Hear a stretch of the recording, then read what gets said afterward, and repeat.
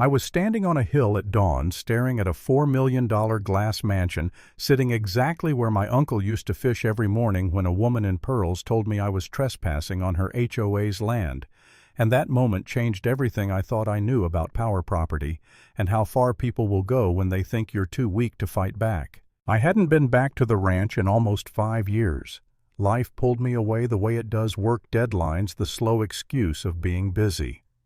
Then my Uncle Graham died quietly in his sleep, 78 years old, alone in the old timber house he'd lived in for half a century. He was my dad's older brother, the man who raised me after my parents died when I was 15, the man who taught me how to read rock layers, how to tell which way water moved underground, how land kept secrets if you knew how to listen. When the lawyer read the will, everything came to me: 900 acres of Montana wilderness, mineral rights, water rights, the lake itself. It was overwhelming in a way that didn't feel like winning anything. It felt like responsibility. I drove up from the city with a truck full of camping gear and old memories, telling myself I just needed closure. I told myself I'd walk the land, say goodbye properly, maybe decide what to do with it all. The gate was still there, rusted but standing, the sign still crooked. Silver Lake Ranch, private property. I unlocked it with the same key Graham gave me years ago and drove in the dirt road, crunching under the tires like it always had. The house looked smaller than I remembered, older but solid. Inside, everything was frozen in time.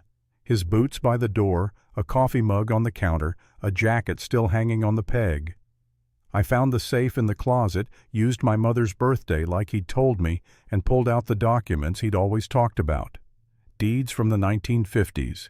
Tax records, surveys, letters. He'd kept everything. That first morning I walked up the hill behind the house, the one that gives you a view of the entire lake. The sky was pink and gold, the kind of sunrise that makes you believe in something bigger than yourself. And then I saw it. Concrete. Glass. Sharp lines cutting into a shoreline that should have been untouched. A mansion. Not near my land. On it. And behind it, spreading out like a disease, was an entire neighborhood: paved roads, manicured lawns, decorative fences. I remember standing there completely still, waiting for my brain to catch up to my eyes. This wasn't a mistake. This wasn't someone drifting a few feet over a line.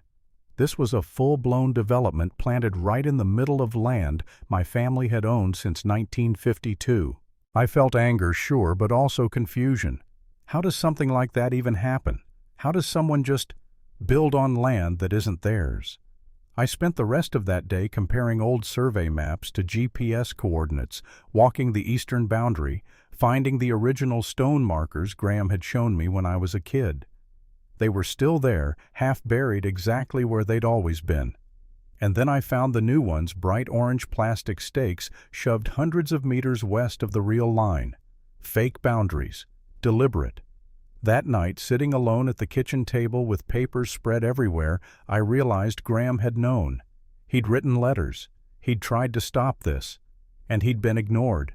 The next morning, I walked straight into the development.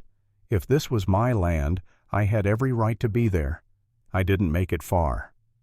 A guard stopped me at a gate, hand hovering near his radio, told me this was a private community and I needed to leave. I told him my name. Told him I owned the land. He looked at me like I was crazy. Then a black SUV rolled up and a woman stepped out, mid-60s, perfectly styled, expensive clothes, the kind of smile that never reaches the eyes. She introduced herself as Vivian Ashford, president of the Lakeview Estates HOA. She told me calmly, politely, that I was trespassing, that the land belonged to the HOA, that everything had been purchased legally. When I showed her photos of the original markers, she didn't even flinch. She said the county-approved survey proved otherwise and suggested I contact an attorney.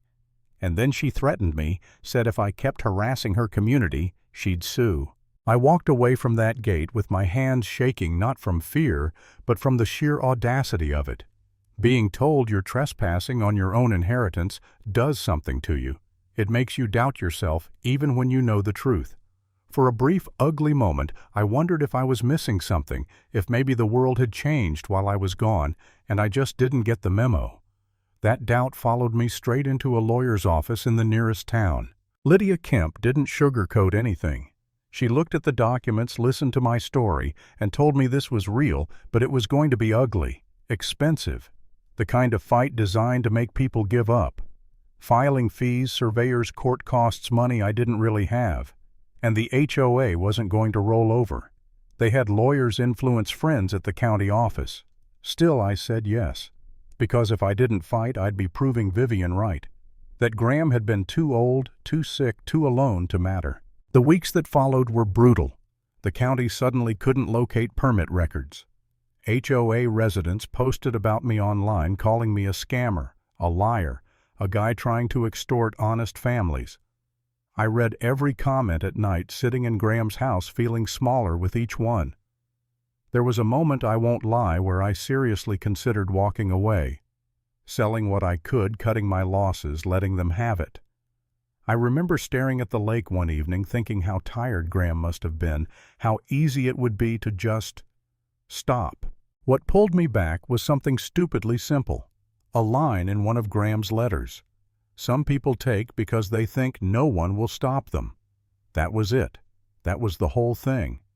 So I hired an independent surveyor, a guy named Preston, who'd been doing this for 40 years and didn't care who got mad. When he finished his work, his report was devastating. The mansion sat over 200 meters inside my property. 15 houses were illegally built. The fake stakes were placed with precision, not error. Fraud, plain and simple.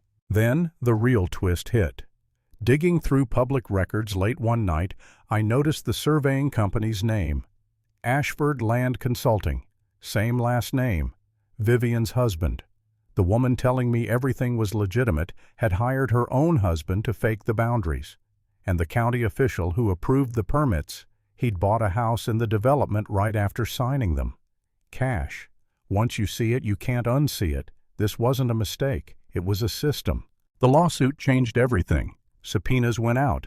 Bank records came back. Money trails connected all the dots. And then something I didn't expect happened. Vivian's son contacted me, said he couldn't live with it anymore. He handed over internal emails where his mother admitted she knew the land wasn't purchased, that she expected the owner to die before anyone challenged her. Reading that felt like getting punched in the chest. Graham wasn't confused. He'd been targeted.